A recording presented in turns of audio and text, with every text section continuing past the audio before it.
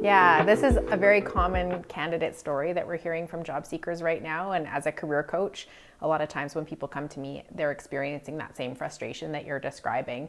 And I think we have a really interesting kind of coming together of issues, you might say, or situation right now in the job market. One is that we have a huge uptake of use of applicant tracking systems, or ATS, that employers are using. We know about 98% of Fortune 500 companies are using them, about 70% of mid-sized companies, and about 20% of small firms are using them. And the goal with an applicant tracking system is that it's supposed to streamline the process. It's supposed to help HR people to identify the best candidates more quickly because it uses keyword searching and filtering and these things. But what we're actually seeing is a bit of a bottleneck happening with the application process. ATS systems are receiving all the candidates, which is great. What's happening is there's so many people applying to jobs right now that it actually can slow down the filtering process. And so the reason why we have so many candidates applying is another interesting thing. AI has made it so easy for people to just change their resume in a split second and get hundreds of applications out the door. And so employers are getting more applicants than they've ever received before. We're hearing, upwards of 500 to 1,000 resumes sometimes per job posting, right? Which is very significant volume. So because of the increased number of applications, it's actually taking employers longer to screen. Even though they're using these efficient tools, it's taking them longer to screen and filter through the process. And because candidates are changing their resumes using AI to use keywords and try to be the most suitable for the role, what's happening is it's actually harder for the HR people to see who is truly the best candidate. Those critical talents that they're looking for actually becomes more challenging. And so what we're seeing is extended hiring time. So it used to be 3 to 4 weeks to hire. Now we're seeing 9 weeks, 8 weeks to hire. We used to see like 100 to 200 applicants per job posting. Now we're seeing like upwards of 500 or more. The process is becoming quite congested. Other interesting thing that we're seeing happen is that it's not just the unemployed people who are looking for work right now. In the last couple of years, there's been this sort of upheaval of people feeling like the economy is not as stable. There's this dissatisfaction post-pandemic scenario where people are feeling like they want better jobs. They want to make more money. They want more flexibility. They want more stability, right? All these kind of desires that people have. And so we're seeing about 40% of the Canadian workforce right now considering changing jobs and kind of either actively or passively seeking. So instead of just the 6 or 7% of unemployed people in Alberta looking for work, we actually have like 30 or 40% of the population looking for work, which is part of the increased volume issue that we're seeing. So to answer your question, basically, we have two situations. One is that the volume has increased. The other is that the process of filtering has become complicated and has kind of slowed down. And so because of this technology, what should be a streamlined process is actually becoming more cumbersome. And we're seeing less and less response rate because it is technology that's filtering the resumes, at least to start. And so you're not always getting that human email that says thanks but no thanks for your application. A lot of times you're sitting in a bucket and you're in the maybe pile and you don't necessarily get a response, right? So this is some of the experience that candidates are having right now in the market.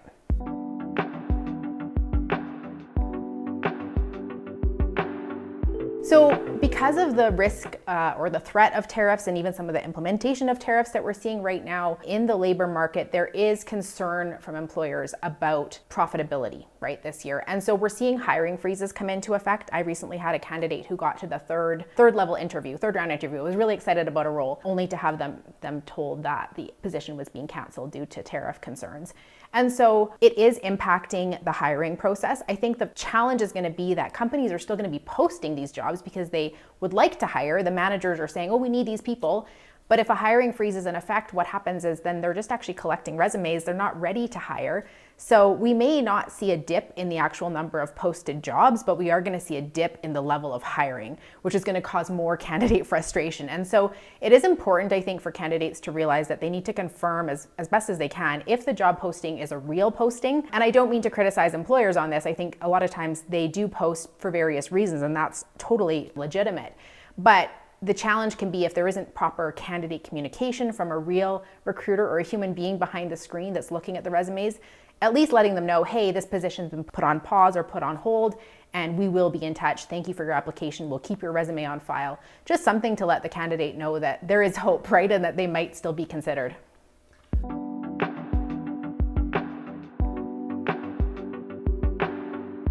What we're seeing with the kind of tariff rumors and war that's going on at the moment is a slowdown and a change in hiring in certain sectors, for sure, more than others, and also not just in our borders, but in the US as well. Of course, I mainly work with a Canadian clientele, mostly within Alberta, and so I can really only speak to sort of what I'm seeing locally.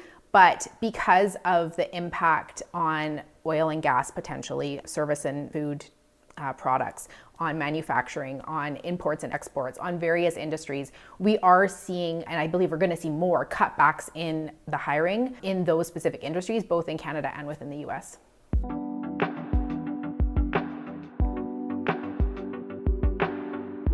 So in terms of the labor market right now and the numbers, we're seeing a job vacancy rate of about 3.3 to 3.9%, depending on how quickly or how recently you're looking at the numbers. And our unemployment rate is sitting at around 6.7% as of February. So what that means is we have approximately 2 people that are unemployed for every job opening in Alberta right now. Those numbers aren't too bad, and historically it's not too much different from what we've seen before, but I think where the impact to the candidate experience is really coming into play is that 40% of the workforce that is dissatisfied or potentially looking to shift or change positions. And so the impact that that has is that we're not just seeing the 7% or the 6% of unemployed folks seeking jobs, we're seeing 30 to 40% of the workforce looking for a shift. So all of that change in the marketplace, it does create more job openings, or at least the perception of more openings, because you're just going to see more people, more turnover and more jobs being posted.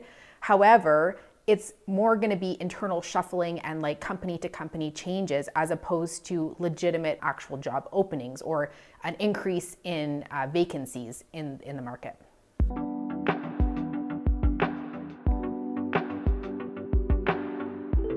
So as a career coach, my goal is to help people do 2 things. One is to figure out what is their ideal work. So what are they really designed to do? What are they passionate about? What's their skill set, their strengths? And what are their transferable skills? Because we are seeing a decrease in certain industries, such as marketing, for example, where there's lots of layoffs, and those candidates are needing to find other types of work. So I do research around which industries are growing, which transferable skills are, the most important right now in those growth industries. And I try to help candidates change their career in that growing direction. The second part of what I do is really advising on the job search process. So once we've identified what is their ideal work, then it's really helping them to land that job. And in this market right now, there's a few critical things that I think really do help candidates to be effective in their job search. The first thing is they can't lose the human element of the job search process. So if you're job seeking and you're only going online and you're only looking at job boards, you're removing a huge opportunity to find work through other channels. And so I always recommend to my clients to have at least 3 channels for their job search. And online job boards should really just only be one channel, one part of that strategy. There's lots of options for candidates when they're doing a job search. A lot of times they don't know where else to go besides job boards. And so when we talk about job search strategy, we're talking about a few different things. One is working with a recruiter is a good option. Now, I do recommend that candidates with kind of less than 5 years experience don't work with a recruiter, only because a lot of times they will be in competition with just the regular applicants. And because there's fees associated with recruitment, a lot of companies won't use recruiters or won't end up selecting the recruiter candidates for those more junior roles. But for senior candidates, recruiters are a really great option to work with. Then there's also informational interviews. And so that looks like sitting down with someone in your profession or in the desired company that you'd like to work for and saying, hey, tell me about how you got into this role. What's it like to work in this company? How do you suggest I go about getting my foot in the door here, right? So that's a more traditional approach. And it's really what we call networking, or what I call relationship building, is so important. In Alberta, we have a relational hiring practice. We operate like a small town, even though we have big industry here in Alberta. And so it's really important for candidates to remember that that relationship building, that networking can go a long way in their job search. Asking for referrals and recommendations to be hired, those kind of word of mouth hires, those are still the top way that we're seeing people get hired, even though there's all these jobs posted. So it's really an interesting thing when you tell a candidate, you should go out and talk to people and ask them for a job. And they say, well, what about LinkedIn? What about job boards? Well, yeah, that too. But it is really important to build those relationships, because if I'm the HR person and I have a stack of resumes and Joe comes into the door and says, oh, you should hire Bob, and I pull Bob's resume and stick it on the top, who do you think's more likely to get an interview, right? So it's not that you don't apply online, but it's that you need to layer those strategies. And the more touch points that you can have with an employer, the higher your chances of success are of getting noticed.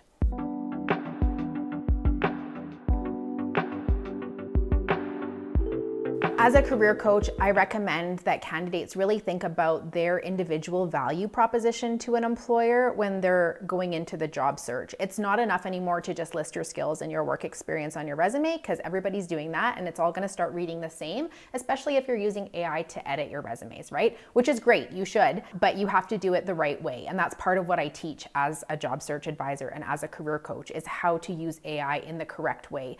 And the human element that we can't forget about is that value proposition. When that hiring manager is reading your resume, or that recruiter or HR person is reading your resume, are they going to see somebody that can bring a new energy, can solve a problem for them, can bring some personality, and can help their organization? That's what they're looking for, not just a skill set, right?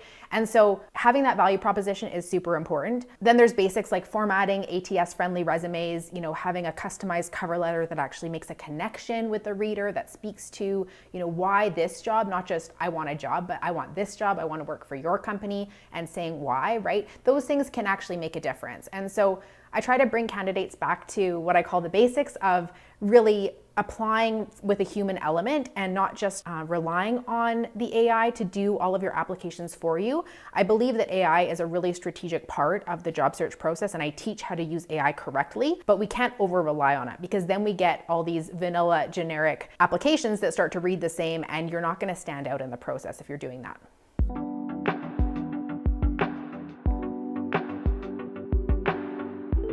So when we're using AI to support the application process, we're doing it in multiple steps. We're doing correct prompt engineering, and we're not necessarily relying on mass-produced or sort of outsourcing those tools. We can. There's some great tools out there, JobScan, Teal. They're great resume builders, and they really do help candidates. But I like to teach more of a grassroots approach with using ChatGPT and really just understanding the process of prompt engineering to get to the result that you need. So we start with, help me write a value proposition. We start with, identify my top transferable skills. We start with, assess my resume for ATS compatibility, right? And then we kind of build up from there to do research on this employer, help me revise my LinkedIn summary, help me create a networking message to this individual, right? Help me to prep for an interview, create some mock interview questions for me to practice, right? All of these things can be done with AI, and they really do help the candidates to go deeper into the job search process, to do the research they need to do, and to create those customized, targeted applications that will get their foot in the door for that interview. Because of the challenges that we're seeing right now with AI on the employer side and the candidate side,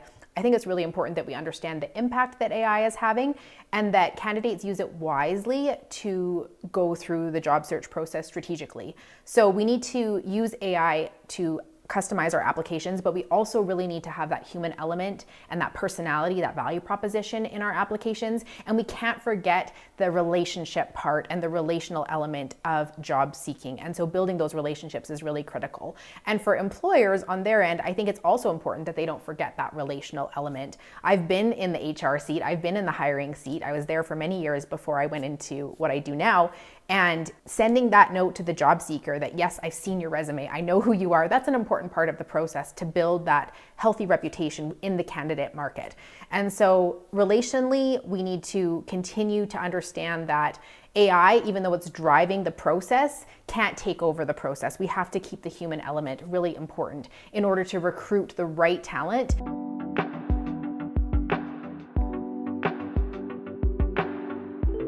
One of the mistakes I see candidates making when it comes to AI is taking a job posting and then asking the AI tool like ChatGPT to revise or change their resume to match the job posting.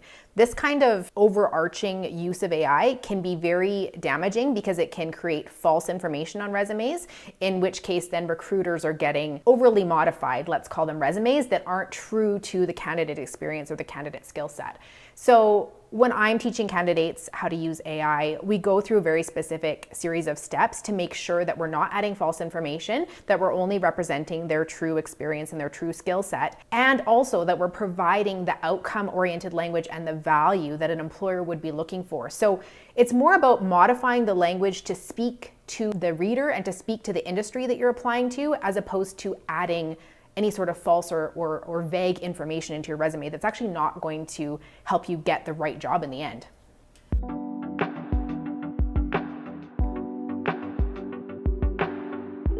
So when we're hearing these candidate stories of, I didn't hear back and I've applied for so many jobs, one of the biggest questions that comes up is a human even looking at my application anymore? And the answer is yes, they are. It just might be taking longer for it to get to them.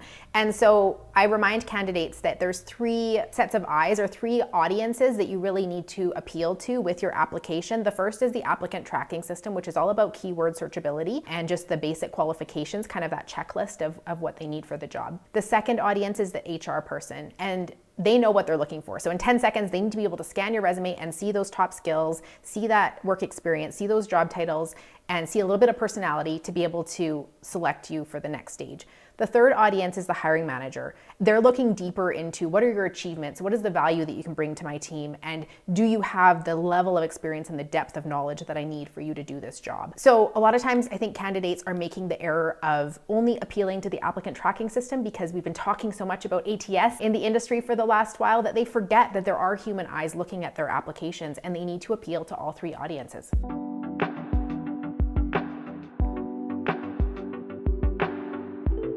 When candidates are going through the application process, I think a lot of times they have unrealistic expectations of how long it takes to actually find a job. The statistics that we're seeing right now is about 3 to 6 months, which is higher than what it used to be. It used to be a bit lower. On average, I think in Alberta, we're at about 5 months for people to find work. When I work with them as a coach, I'm able to usually help them get a job within 2 months, but that's because we're really being specific and targeting the process. But on average, it takes longer. One of the things that people need to keep in mind is that only about 2 to 20% of applicants are getting through to the interview process. So you really need to have a really great application in order to make it to that interview process. And then only 1 out of maybe 10 or 20 people are getting an offer. So when you think about the numbers from that perspective, you need to have a minimum of about 200 applications to get an offer on average, right? Of course, the way to shortcut that or to work around that is to get a recommendation or a referral. Again, that personal touch really matters. But I think a lot of times candidates say, well, I've applied for 20 jobs and I don't have an offer yet. Well, yeah, that's because you haven't put in the time, right? It does take longer than sometimes people realize. And I think it's just helpful for candidates to know that they're not alone in that process, that it is a bit of a numbers game, and that it does take time to find that ideal job.